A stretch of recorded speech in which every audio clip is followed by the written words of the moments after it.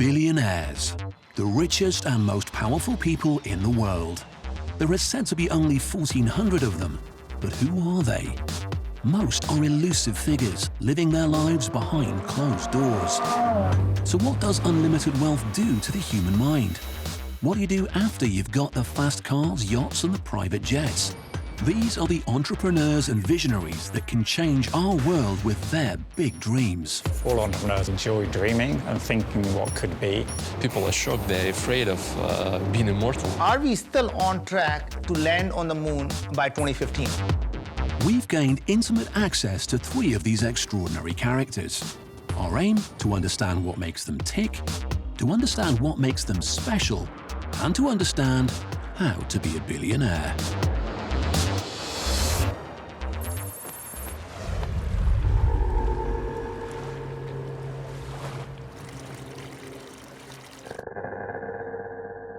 Meet Naveen Jain. Oh, hello, how are you? So, I'm going to show you some of the cool stuff here. Stuff from space. I probably have the largest collection of meteorites in private hands, and probably most museums. And this is something that I like to share with everybody, and the reason I'm sharing with you is because I want people who can't afford to have them to be able to see what they are like. I want them to be able, people to be able to touch them, and people to be able to feel that same thing that I feel having these meteorites in my hand.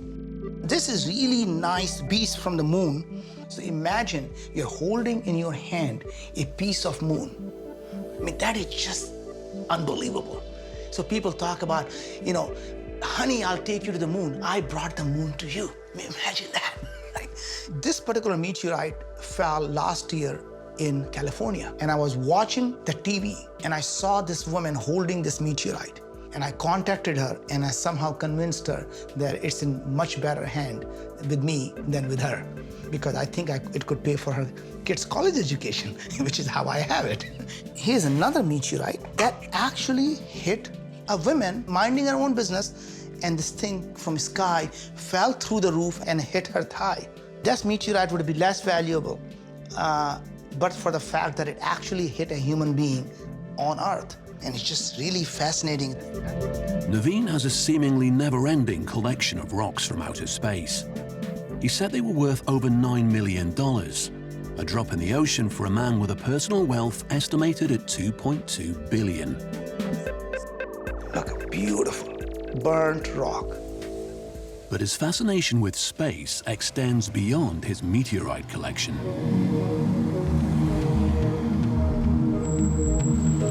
Moon Express? Thank you.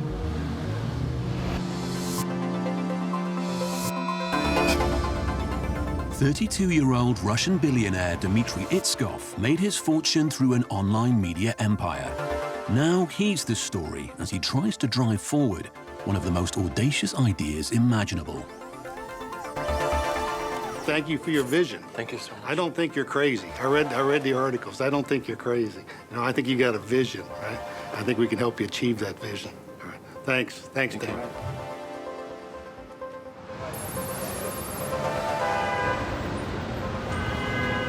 He and his team have taken over a whole floor of an Upper West Side hotel in New York.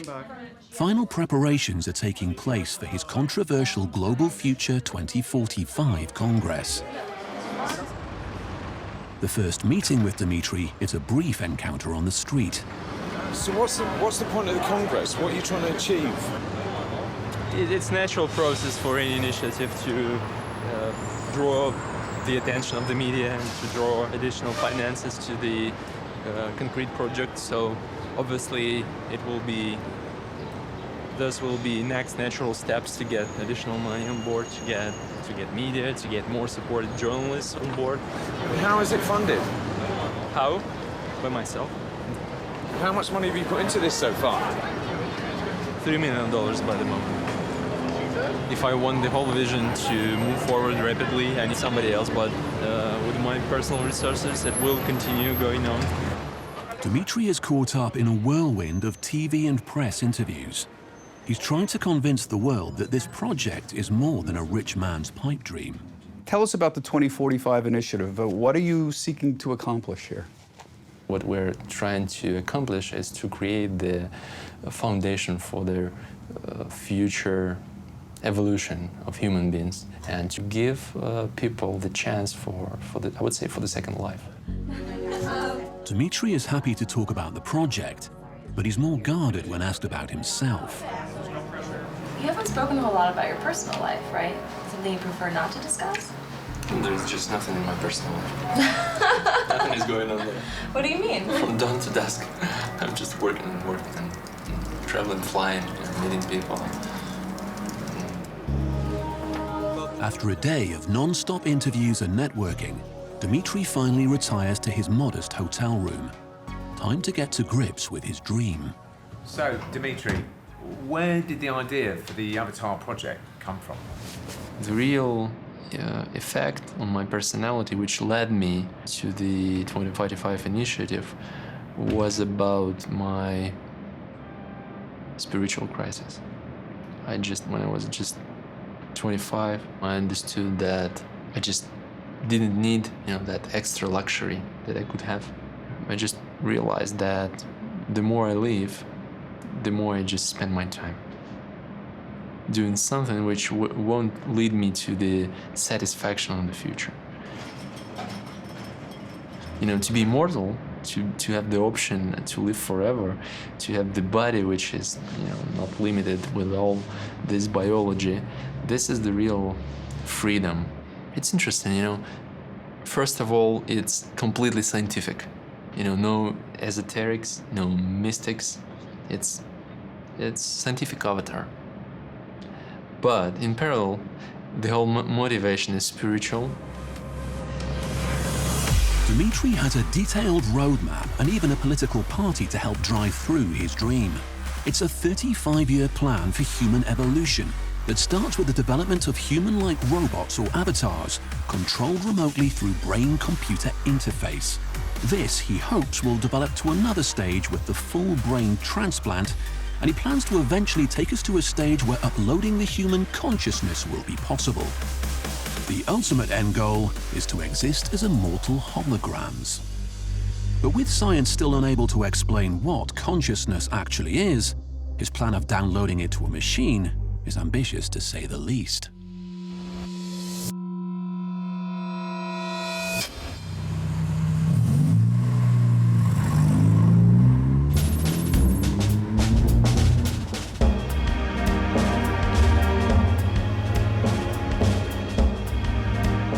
Birch used to be a computer programmer in his bedroom in Cheshunt, Hertfordshire. Now he's living the dream in San Francisco. It's an unusual circumstance to suddenly make a lot of money. It took me about 3 years to get used to it.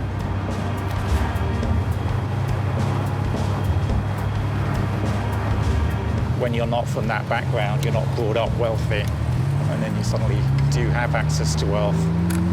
It's a hard adjustment, and it's hard for anyone to feel sorry for you, so you can't really speak to people about that. You should be able to spend money how you like, but you're nonetheless always a little conscientious of how it can appear to others. And that's particularly true in San Francisco. If you go to LA, it's almost the opposite. But even if you haven't got any money, you want to appear as though you do have a lot of money. In San Francisco, it's sometimes difficult to tell between a billionaire and a bum. My wife and I had a lot of discussions after we sold the business about what we should do with our lives. And we wanted to do anything that we felt was going to kind of bring us happiness. And it's great to take vacation, especially with the family, but when the kids are in school, I'm kind of tied to one place. I can't just sit at home reading all day, or I need to be out with people, doing things, meeting people, thinking of ideas. In 2005, Michael and his wife Xochi launched Bebo, a social networking site popular with teenagers. At its height, it was outstripping Facebook and MySpace with over 100 million global users.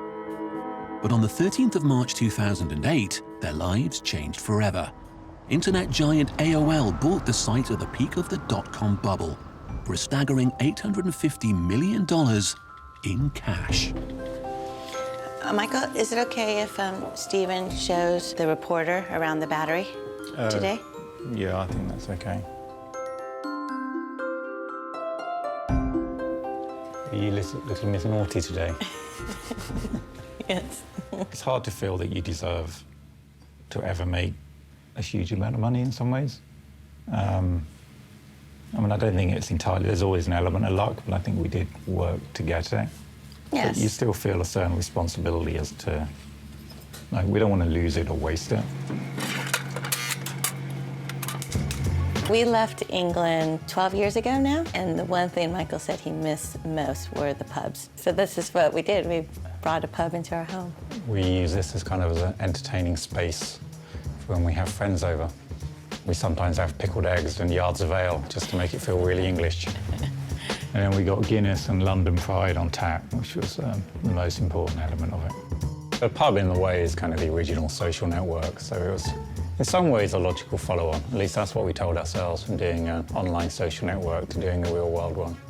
But we enjoy kind of curating those social interactions, experiences, so the bar is a kind of good way of doing that.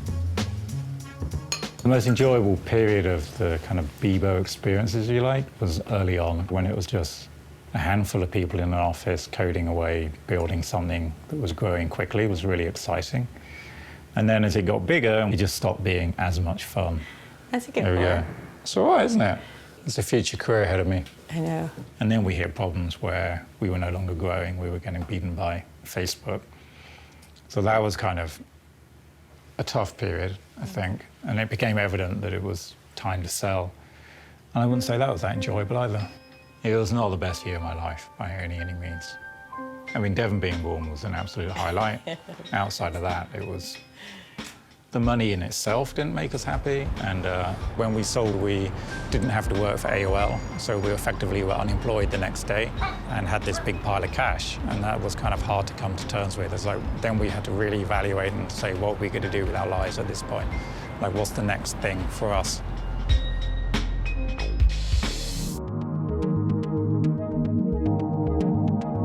At a compound in Mountain View, California, internet billionaire Naveen Jain is hatching a plan that could make him the world's first trillionaire.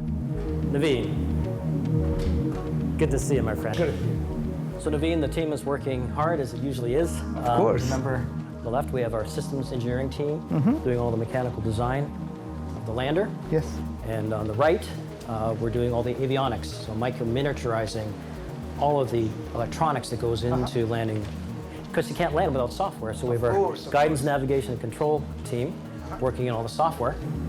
So we're going to land on the moon somewhere around here, close to where the Apollo spacecraft landed at the equator. How did you pick that area? Well, first of all, it's on the near side, so it's easily accessible from Earth.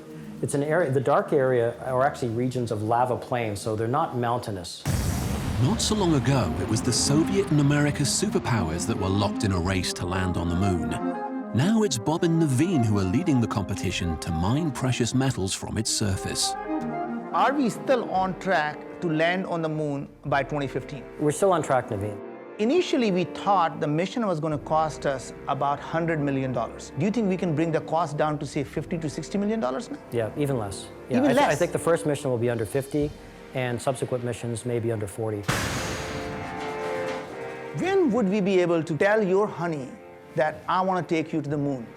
10 years. 10 years. Not only will it be a honeymoon, but I'm taking my honey to the moon, and I think that'll be the killer. If you can do that, that's real business. If we can go to the moon for $50 million and the cost comes down to 20, and we're able to bring back the thing's worth $500 billion, I don't care what anybody says, that's a great business. Somebody is going to create a $1 trillion industry in space, and we sure hope it's us. When you tell somebody what you're doing and they don't think it's a crazy idea, then you're thinking too small. So when you walk up to a party and people say, what do you do? Well, I mine the moon. Well, that's crazy. Well, I'm thinking big, right? What do you do? Well, are you writing an app for iPhone? Today is the first day of Dmitry's 2045 Congress. He has handpicked some of the world's most open minds. Neuroscientists, religious leaders, philosophers and futurists, all gathered to hear him initiate a new era for mankind. In this world of the future, there will be no diseases, no death, no hunger, no wars. But, you know, we don't want to look like Borgs from the Star Trek, right? We want this technology, you know, not to spoil our natural biological body. We want the technology to help it to stop suffering, to get rid of death. Thank you. What were you dreaming when you were a child? Actually, I wanted to be an astronaut. Are you inspired at all by the movie Avatar? No. In your opening speech, you said that you had a spiritual experience that put you on this path. What was that? You know, spirituality comes to one's life very gradually, you know, and in most cases it comes from the disappointment of the lifestyle which people live. We don't have to die a physical death. Life everlasting. How realistic 2045 is depends on this fast rate of technological change. And if we continue to accelerate the way we have been, then the answer is it'll probably be pretty close. Anything is feasible. The issue here is it practical. I think that the human ought not to be determined by our genetic makeup. This conference is convened by someone who wants to become an android. Are there parts of what's going on here that you do not endorse? If the ideas are inappropriate or don't see progress, then presumably they will be dropped from the agenda. You sometimes think you have to be a little bit crazy to think of such a big idea. And it's creativity, it's not craziness. It's, you know, kind of internal force that can change the world. You know, that is not craziness. Dmitry's work isn't just theory and debate. He's plowing his millions into making the first stage of the Avatar project a reality. On Russian television in 2012, he revealed the first prototype android, based on himself. Полностью функциональной копии человека, а к середине столетия обещают сделать оцифровку человеческой души, чтобы переселяться в андроида. Unsurprisingly, Dmitry wasn't satisfied. So he's now commissioned David Hanson, a leading creator of lifelike androids, to build him a more realistic head that he can showcase at the end of the Congress. We just need constantly create some evidence that will allow people to start believing that the project is real. But let me have a look at it, how lifelike it is, because I haven't seen it yet. But I think the technology is advanced enough to be sure that it is not the science fiction, it's the reality. It's here, almost here. So let me thank you for those 2 beautiful days which we had. Thank you. The Congress is over, but backstage it's obvious not everything has gone according to plan. And the head that was delivered to Dmitry is not the one he wants to show the world. David, what happened to the head? Oh yeah, it's not finished yet. Sometimes it takes longer to create something that's like truly great. We want to capture the soul of Dmitry. When will it be finished? Ask him, please. Good question. Yeah, really good question. Where is it now? I hope soon. I would say that it doesn't exist yet. I just feel sorry for those people who expected it to see, but myself, I'm totally okay. What would be the question you would ask yourself in the year 2045? With the ongoing media circus around him and the obvious disappointment over the head not being ready, it's clear Dmitry is not in the right frame of mind for more questions. His project and objectives are now clear, but the intriguing figure behind it all is still a mystery. How do you become a billionaire? Perhaps some of the answers can be found by watching Naveen go about his strict daily routine. I wake up about 4:30 and 5, and between 5 and 5:15, I am working on email, catching up on news, looking at the blogs, looking at the different opinions. Because people just don't sleep. I mean, they're working 24/7. Somewhere around the world, people are awake and working. So you're always constantly being bombarded with request, information, or just sometimes news. And so in the morning, I wake up and I, take care of my mind.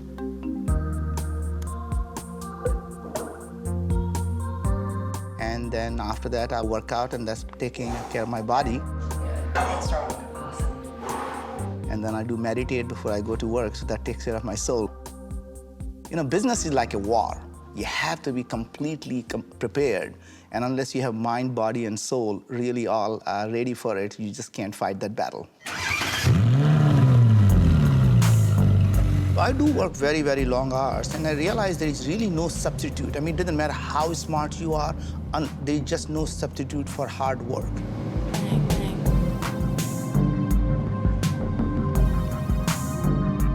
If you want to succeed in life, you have to be absolutely at your best. And the only way to be absolutely at the best is to give it 100% of yourself.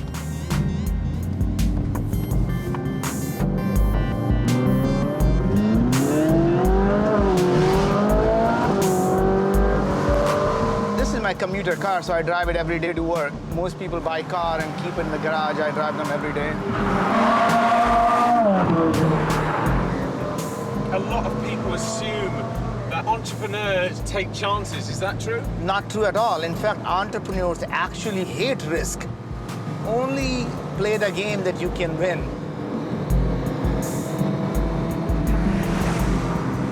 Making money is a byproduct of doing things that you really enjoy doing. It is never a goal in itself. And it's like having sex and orgasm. You have to enjoy the process and not focus on the end goal. People actually who focus on end goal, like getting an orgasm, never get one.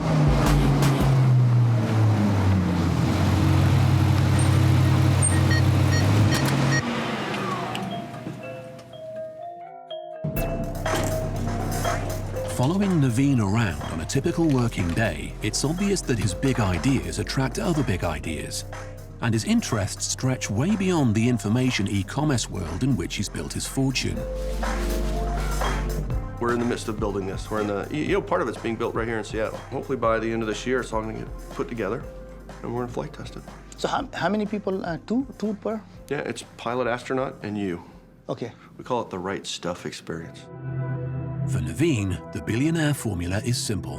What makes a successful person? They go out and solve big problems. So you know how to make $1 billion? You solve a $10 billion problem. Having already made his billions, he now unashamedly wants to use his business brain to change our world. Let's focus on education, healthcare, energy, shortage of water, shortage of food, and I'm going to tell you how innovation and entrepreneurship can solve each of these problems. Let's look at education. Imagine if you are able to use a $25 tablet and build some type of a game that's more effective than a private tutor, and it's more addictive than the most addictive video game. Think about it, one day a child is going to come to the mother and say, "Mom, can I just play one more hour of math? Because I enjoy it so much." Naveen has a knack of putting people under his spell, making his mission to solve some of mankind's biggest problems seem plausible in space and on Earth. What if we can build an artificial intelligence system that can be used by a village girl? She'll be able to go door to door and able to diagnose the diseases where there are no healthcare, there's no hospitals, there are no doctors. These are big ideas that could turn a big profit, but some of them seem a bit far-fetched. What if we take a 3D printer on the moon and somebody can go out and send the DNA of a bacteria or a virus and we print it right there and leave it on the moon and watch it grow? Right. These ideas, they're a bit out there, aren't they, Naveen? Don't people think you're just a bit mad? Well, the point is that the reason they think it's mad, because it's already, they don't know it's already happening. The things that used to be science fiction are now becoming science reality. Naveen's relentless enthusiasm, obsessive work ethic, and unquestionable self-belief are some of the building blocks of how to be a billionaire. And it turns out these qualities were forged in an intriguing childhood. Michael and Xochi live on Billionaires Row, overlooking San Francisco Bay. Before they sold their social networking site Bebo for $850 million, life was very different. I felt quite old at the time, but I was 18 when I met Michael. And you were just 19. Mm-hmm. I was 19. Yeah. We actually worked together at an insurance company, both in kind of salary jobs, but I wanted to do something in the internet space, and it happened to coincide with having our first child, so we both kind of gave up work at the same time. He worked from home, you know, creating multiple internet sites, one after the other. And I would then have a baby and then go back to work to support the family. And then when I was on maternity leave, I would help out, because I was also a programmer at the time. So I would help Michael to, you know, with any development work that needed doing. So we started working together, you know, not out of a choice, but out of necessity. Yeah, looking back, I don't know how we managed to live for 3 years with 2 kids and earning no money. I don't know how we did it. I think Xochi's low point was when she had to get her mum to buy the groceries once. Yes. I was at the grocery store, that was my low point. But we've paid our mum back since, so it's okay.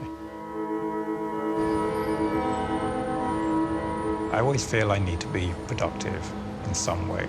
I mean, just to myself, not necessarily to the world, but if I don't feel some sense of satisfaction from doing something, then I just kind of get bored.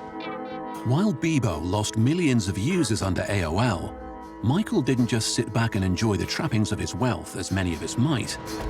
He set out to find a replacement project. This is Monkey Inferno. It's a tech startup that we started after selling Bebo. And we employ about 20 people here. And it's really a vehicle to continue doing what we were doing, just my wife and I, before we did Bebo, which was experimenting with different ideas. I don't only come here to drink, but it does help. We do something called Friday Wind Down. So Friday around 4:30, everyone starts working, and we go to the bar next door, which is part of the office, and we have guest speakers coming in from outside. And then sometimes we just have people talk internally about a project that we're working on or the way we do things differently at Monkey Inferno to other companies. Yet the bumblebee flies because the bumblebee does not know that it can't fly. We've always been very focused on creating an environment that people would want to come to work. We have free drinks, we have free food, we have lunch catered for every day. Any venture that we succeed in with Monkey Inferno, everyone has equity in that venture, even if they had nothing to do with it. So you're very much encouraged to help every other employee, every other project succeed, because you're all going to be equal benefactors from that success.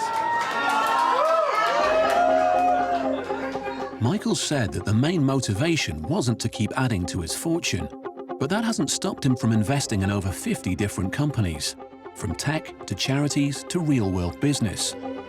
Was this his way of keeping busy, or part of his search for something to fill the void that the sale of Bebo had left in his life?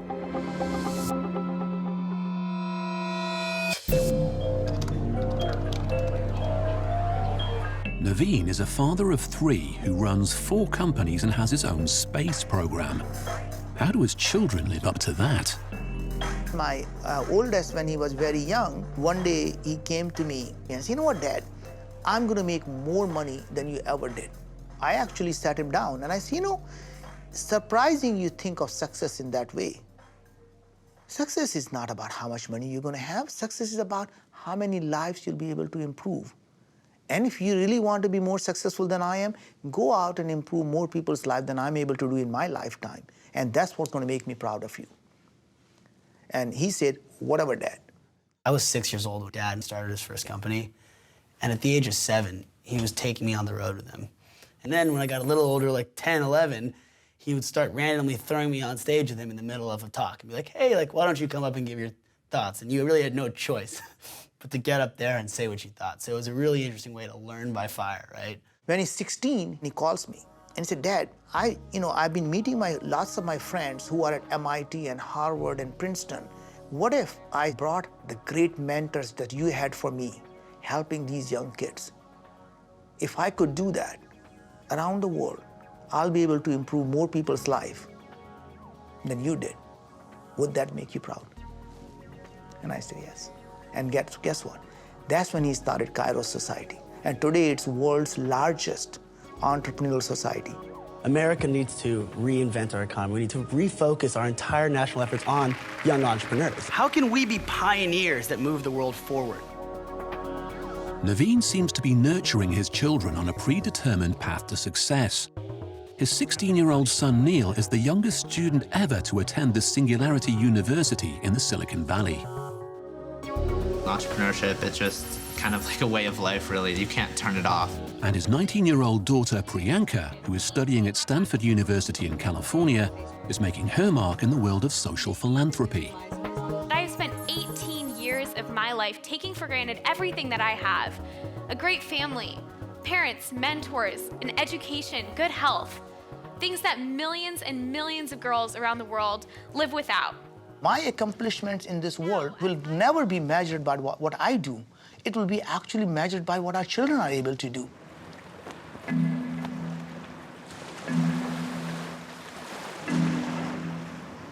Naveen's boys have flown in from California for a rare opportunity to hang out with their dad. Well, there comes my rock star there, and he's on the phone. Being an entrepreneur is just a full-time job, 7 days a week, 24/7. All right, let's go.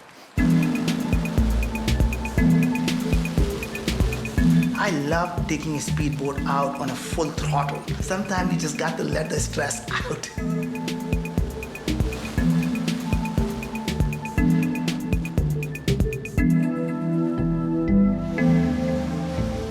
Just want to give you a heads up that we pushed an updated build. It's, obviously it's still... You want them to work hard, and sometimes you want them to just slow down a bit, but it's never a balance. He saw me do the same thing. When the three of them get together, the conversation rarely strays from business and finding ways to change the world. We always talking about business. Either he's talking about my business or I'm talking about his business. If you're solving problems, you're doing good in the world. And if you're doing good and you're solving problems in the world, you're gonna make a shit ton of money. If you can solve a problem that affects 1 billion people, and even if you only got $1 out of each of those people, you'd still make $1 billion. Without doubt, the kids are a chip off the old block. But is their entrepreneurialism purely down to their privileged upbringing, or is it in their blood? Maybe the answer lies in Naveen's past. I grew up in India, and we were very, very poor. And we didn't have to be poor. My father had a pretty decent job in the government. He was a civil engineer, overseer, responsible for building government buildings. India is an extremely corrupt society. My dad, in his humble wisdom, decided that he wants to be an honest man. He's just not going to take a bribe. Guess what happens? In government, you never get fired. You get transferred. Every 6-9 months, that son of a bitch has to go. He's not taking money. Find somebody who takes money. So we go to the most rural areas, and most of our education was done in places where there are no tables, no chairs, no whiteboard. You sat on the floor, you wrote on the floor. And despite all that, my sister went on to do a postdoctorate in applied mathematics. My brother had a PhD in computer science and a PhD in statistics. And I'm the least educated person with a degree in engineering from IIT and MBA. That is the kind of value system that constantly governs my life. Always looking back and saying the humble background that you come from and how much you have achieved.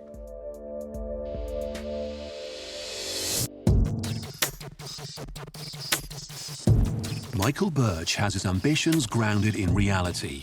He's not reaching for the stars like Naveen or trying to change the world like Dmitry.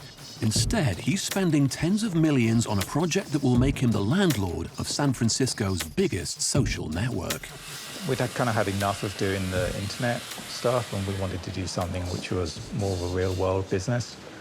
And we'd always been into bars. We met in a bar, and we built a bar in our home, which is one of the most used rooms in the house. There's that kind of secret desire to open a pub. How's it going today? Good, how are you doing? Place is looking good. It's getting there, isn't it? The building is a total of 5 floors. The top 2 floors are hotel rooms, 15 hotel rooms, and the bottom 3 are club space. It's about 58,000 square feet of floor space altogether. There's a total of 5 bars, a restaurant, a gym, and a spa. It's a pretty sizable project by club standards.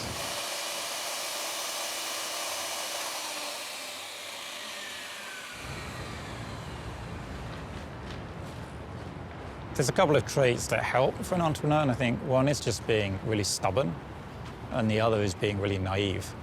So you're stubborn to think that you can really do it, and you're too naive to know that it's probably a really bad idea and risky. I think the entrepreneurism comes very much from my father. He would come up with a lot of ideas, some of them crazy, some of them not so crazy. But I'd always hear him as a child trying to get these ideas marketed, trying to get people to accept them.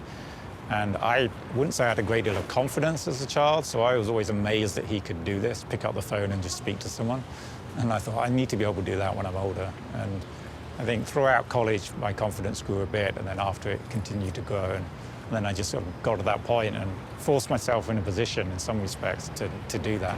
I always say I was born at the perfect time because I did a degree in physics originally, and I could do the math side of it and pick up computers easily, and I thought, this is it, the internet's the perfect thing. I was enjoying my life considerably more sitting at home in my bedroom building things and being creative than I ever was working at insurance companies as I did before. So I thought, it doesn't really matter that I'm not making money at this, I'm having fun doing it, and as long as I can find a way of doing that and survive and bring up the family, then I was all for continuing down that path. Much has changed for Michael on his journey as geek programmer from Hertfordshire to internet billionaire of Silicon Valley. He seems compelled to seek out new ventures, even though his fortune could grant him a life of leisure. Is he looking for something that will give him that sense of satisfaction that he got from Bebo before it became a social media giant? I used to be very laser focused on one thing, and now it's kind of changed because we're doing quite a few different projects. But at the same time, I kind of enjoy every now and then just focusing on something and trying to build that. So I started coding again recently. We were camping in the redwoods in Northern California, and then I spent the whole weekend, much to my wife's annoyance, sitting under these huge 100 feet high redwood trees on a camp chair coding for the whole weekend, which I just found immense fun. Although Michael and Naveen are very different people, they share the same single-minded determination. They never set out to become billionaires. They just never gave up pursuing their dreams. Humility is a sure sign of knowing when somebody has been successful. Because if you still have an iota of arrogance left in you, then you're still trying to prove something to yourself or someone else. That means you're still not successful. I think all entrepreneurs are dreamers, and they enjoy dreaming and thinking what could be. So as soon as you do one thing, you're thinking about, that was great, I enjoyed that journey, and now what's the next thing that I can actually do? So I don't think entrepreneurs generally don't retire. They just move on to different things. 2 months after the first visit, Michael was presented with an opportunity he just couldn't pass up. Hi, I'm Michael Birch. In 2005, my wife and I launched Bebo. On July 1st, we brought Bebo back, and I think we can all agree it's time to wipe the slate clean. Michael ended up buying back the social networking site for $1 million, $849 million less than he sold it for. It's obvious he has an emotional attachment to the company that publicly defined him, but was this just a case of him buying back his baby, or a genuine attempt to build it back up again? The new Bebo will be very different from the old one.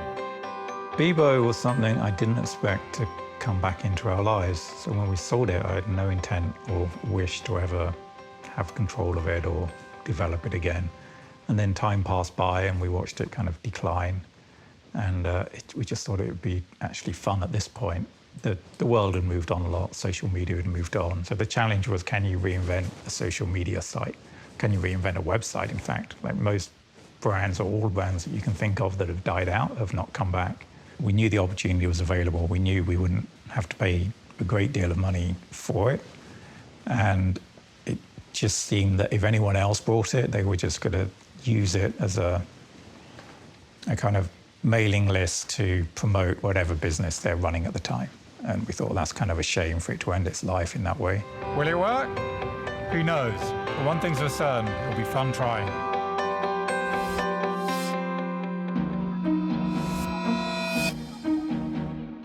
After the 2045 Congress in New York, Dmitry went off the radar. And it took more than 2 months before he agreed to meet again, this time in Dallas. His devotion to the Avatar project is obvious, but is he sacrificing everything for a life of city hopping and lonely hotel rooms? I never feel lonely, never. At home, at hotel, I live alone, but I'm not looking to find anybody to be my company. On the contrary, I like being alone. It's a good time for you to watch your mind, to think about your life, about your progress, to meditate. The hotel room is my refuge. I don't have enough time to have kids. I don't have enough time to have even a wife, you know. It's a pity, maybe, but I have what I have. Before Dmitry dedicated his life to pursuing immortality, he made his billion-dollar fortune in Moscow as a media magnate in web-based news publishing. Of course, there has been a period when money was the motivation.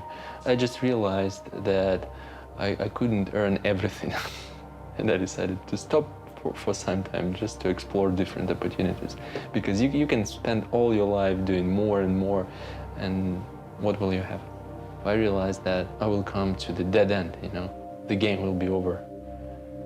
And I tried to look for something, you know, more. For something which probably you cannot describe with words, but you can feel. And obviously, to do that, you have to try to live without, you know, family, without your hobby, without your favorite business. It just, this is, I think, the beginning of your natural way of finding who you are.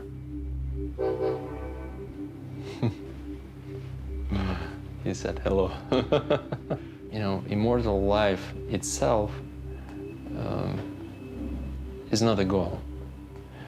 To have the opportunity to live longer and to explore more in this external world and in the internal world is the goal. Once you separate yourself from the body, from the physical body, which you always consider to be the essential part of yourself, once you do that,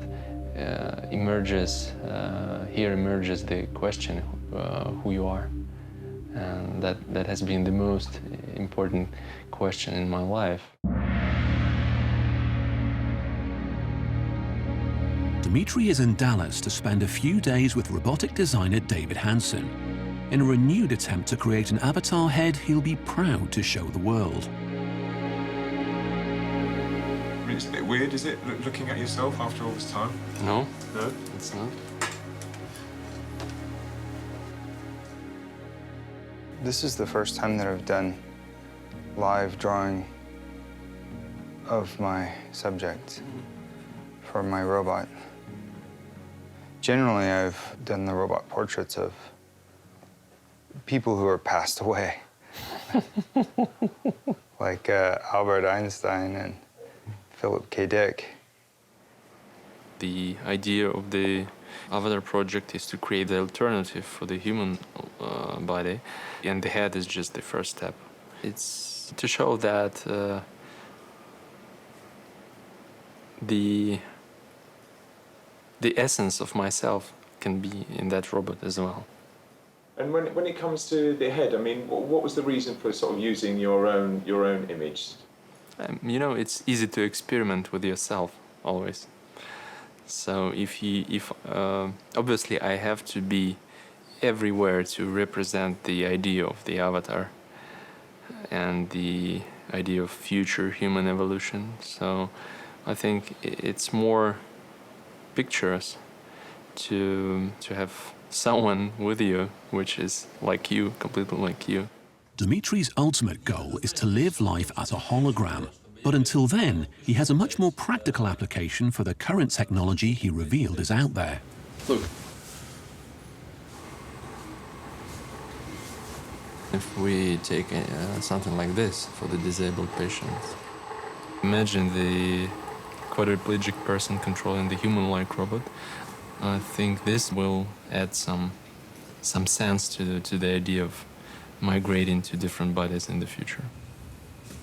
And through the invasive chip now, you can realize the transfer of feelings, movements, and even vision and hearing quite soon. We need probably 5 years of integration, 5 years of studies, but everything is created. I mean, the technology is here. Being a billionaire has without doubt enabled Dmitry to forge ahead with his dream. But maybe it's his naivety and perseverance that made him a billionaire in the first place. Either way, he's undeterred by the colossal challenges ahead of him. I am criticized, the idea is criticized. And sometimes people just don't want to educate themselves, don't want to read everything carefully, they just start criticizing. But I'm good with it because this is the process of bringing this idea to them. I mean, I'm happy that I was able to draw their attention. And first they can criticize, then they will come and they explore something, and they will find something for themselves.